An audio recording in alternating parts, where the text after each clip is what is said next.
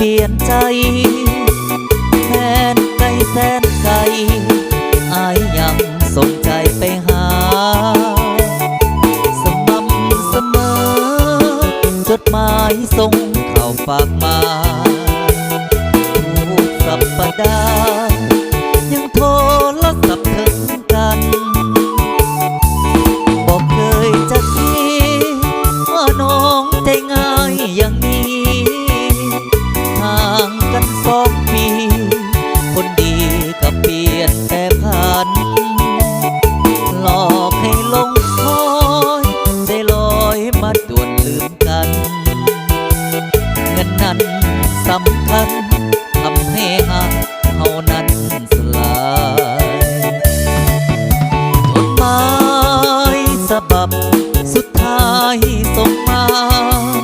อ่านด้วยน้ำตาเป็นบัตรเสริมวิวาแก้วใจหลับตาภาวนาให้เป็นฝันไปแต่ก็จนใจความจริงบ่อาจหลีกพ้นโปรดจงสุขีขอฝากเพลงนี้อวยพรส่วนนิรันดรขอดวงสมรสุขล้นสัตว์หน้ามีจริงกลับมาเป็นยอดหญิงอีกคนสัตว์นี้จำทนพักกันได้เพียงครึ่งทาง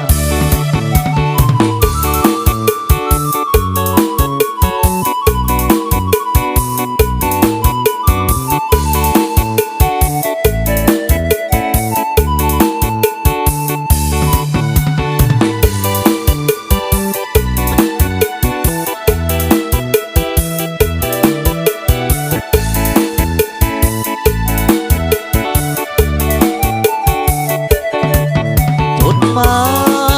ยฉบับสุดท้ายส่งมาอ่านด้วยน้ำตาเป็นบัตรเสริมวิวาแก้วใจหลับตาภาวนาให้เป็นฝันไปแต่ก็จนใจความจริงบ่อาจหลีกพ้นโปรดจงสุขีขอฝากเพลงนี้อวยพรส่วนนิรันดรขอดวงสมรสุขล้นสัตว์หน้ามีจริงกลับมาเป็นยอดหญิงอีกคนสัตว์นี้จำทนพักกันได้เพียงครึ่ง